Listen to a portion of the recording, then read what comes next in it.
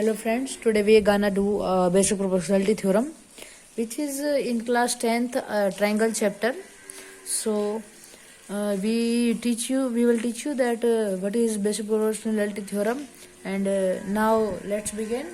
What does this theorem say? This theorem say that if a line is drawn parallel to one side of a triangle, please wait, let me show you.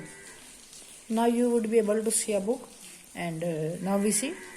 It's written that if a line is drawn parallel to one side of a triangle, it says that अगर एक line draw कर दी जाए parallel एक triangle की किसी भी sides के, तो इंटरसेक्ट अदर टू साइड्स, दूसरी साइड को इंटरसेक्ट करते हुए दो साइड को distinct point, then the other two side are divided in the same ratio. जो दूसरी साइड बचेगी वो सेम रेशो में बांट दी जाएगी. जैसे देखिए, ये हमारे पास एक लाइन थी ट्रायंगल में, कोई सी भी लाइन ले सकते हैं हम, ये ले सकते हैं, ये ले सकते हैं. तो इस लाइन की हमने एक पैरेलल खींच दी, इमेजिनरी लाइन है, हमने पैरेलल खींच दी. तो अगर ये प्रूव हो जाता है कि ये इसके पैरेलल है, तो ये जो होगी ये साइड ए बी और ए सी ये जो है इक्वल हो जाएंगी. जैसे देखिए, टू प्रूव में भी लिखा है हमारे पास, to prove A D upon D B is equal to A upon E C. तो चलिए इस थ्योरम को अभी स्टार्ट कर लेते हैं, सोल्व कर लेते हैं, कैसे इसको प्रूव कर लेते हैं, इस थ्योरम को कैसे होगी ये थ्योरम. तो चलिए स्टार्ट कर देते हैं. कुछ ऐसी ट्रायंगल हमारे पास फॉर्म हो जाती है. तो अभी इसमें जो हमारे पास, अभी हम टू प्रूव लिख लेते हैं. सबसे पहले इसमें टू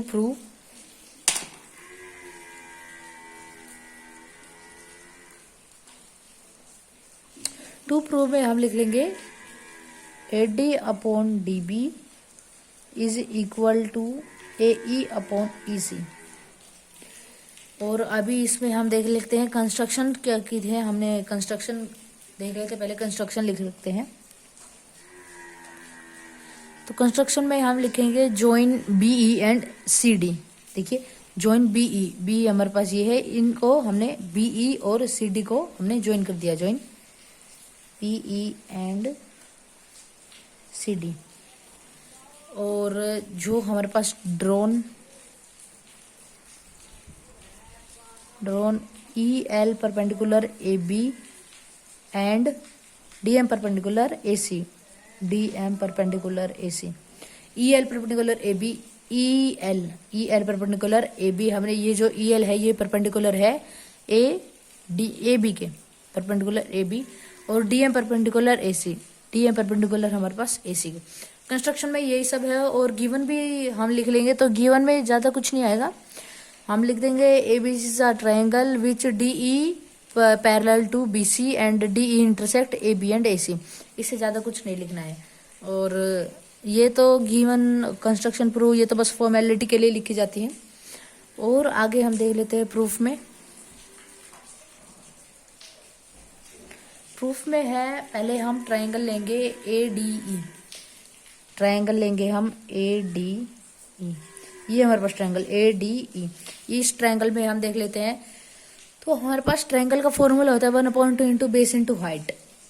ट्रायंगल का हमारे पास फॉर्मूला होता है 1/2 into base into height.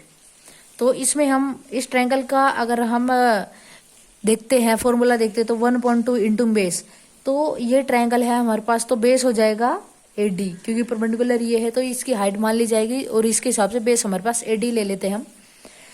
A D into height लेते हैं, तो अभी हमारे पास ये ट्रायंगल है, तो हमारे पास ऑब्वियसली हाइट एल ई हो जाएगी हमारे पास, ई एल या एल ई कुछ भी. और ये हमारे पास है ट्रायंगल ए डी ई. अभी हम ट्रायंगल लेंगे ए डी ई लिया था, अभी हम लेंगे D E B, triangle D E B. इसमें भी हम सेम करेंगे 1/2 into base. D E B में बेस हमारे पास डी बी हो जाएगा, इंटू हमारे पास इसकी हाइट हो जाएगी एल ई. क्योंकि देखिए, हमारे पास अगर हम हाइट नापते किसी ट्रायंगल की, ये ट्रायंगल कुछ ऐसे है ये ट्रायंगल, तो इसकी हाइट नापने के लिए हमको ऐसे लेना पड़ेगा. तो बिल्कुल सेम टू सेम ये ऐसे कुछ है. ये अगर हम इसको अगर टर्न करके देखते हैं, तो ये ऐसे ही कुछ पाएगा, हमें ऐसा कुछ मिलेगा. तो ये हमारे पास ऐसा ट्रायंगल है ये.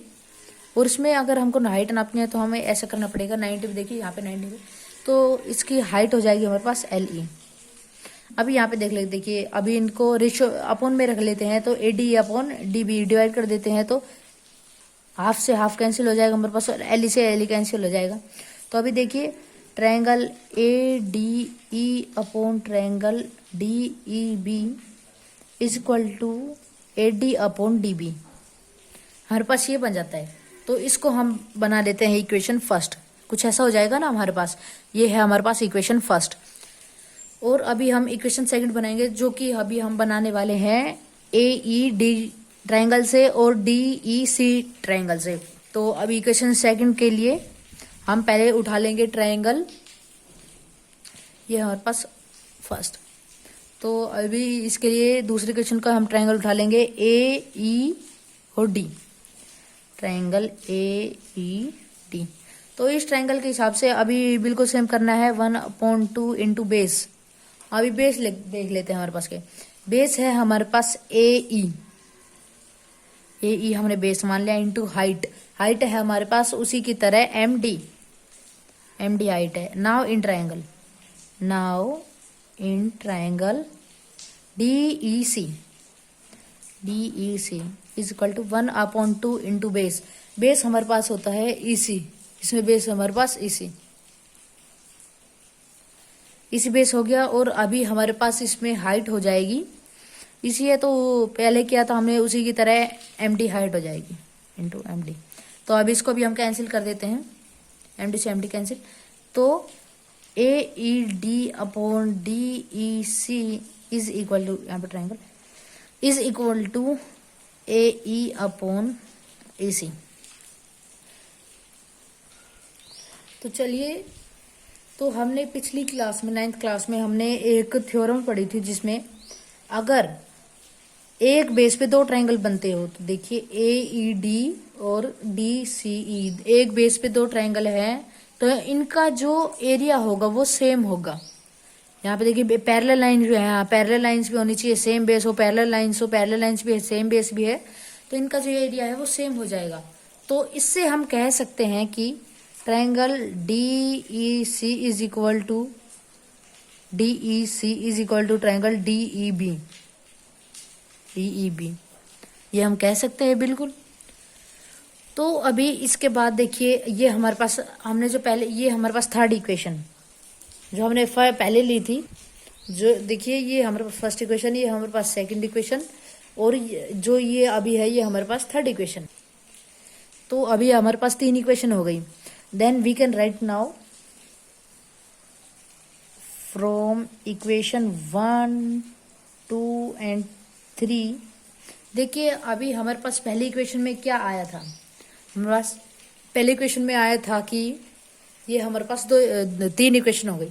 तो अभी इन 3 इक्वेशन से देखिए हमारे पास है DE equal to DEB, DEC equal है DEB के। तो हम इस DEB के जगह हम DEC लिख सकते हैं, बिल्कुल लिख सकते हैं, क्योंकि हमारे पास इक्वल है। तो ADE is equal to AD upon DB, और यहाँ पे देखिए DE की जगह हम लिखेंगे DEC, इसको मान लेते हैं फोर्थ इक्वेशन। अभी देखिए यहाँ पे फोर्थ इक्वेशन के हिसाब से अभी देखिए ADE upon DEC is equal to AD upon DB, ठीक है। और यहाँ पे देखिए AED अपॉन DEC, ADE और AED एक ही है, तो उसके हिसाब से देखिए ADE और DEC और यहाँ पे DEC is equal to AD upon DB, AD upon DB is equal to AE upon EC। तो हम ये मान सकते हैं कि ये जो है, अगर ये दोनों इक्वल है तो ये दोनों अपने आप इक्वल हो जाएंगे। तो ये देखिए AE upon EC is equal to AD upon DB, हम ये लिख सकते हैं, बिल्कुल हम ये भी लिख सकते हैं, ये लिख सकते हैं, क्योंकि अगर ये दोनों इक्वल है हमारे पास, तो ये राइट हैंड साइड भी हमारे पास इक्वल हो जाएगी। अभी यहाँ पे ट्रायंगल में देखते हैं AE upon EC, AE upon EC is equal to AD upon DB is equal to AD upon DB। अभी आप देखिए हमें प्रूव क्या करना था, हमें देखिए प्रूव क्या करना था, AD upon DB AE upon EC, AD upon DB AE upon EC। बस ये क्वेश्चन, ये हमारे पास जो हमने थ्योरम की है ये बहुत ही ज़्यादा इजी थी, आपको भी बहुत ही ज़्यादा इजी लगी होगी। तो फिर मिलेंगे अगली वीडियो में। Thank you for watching guys.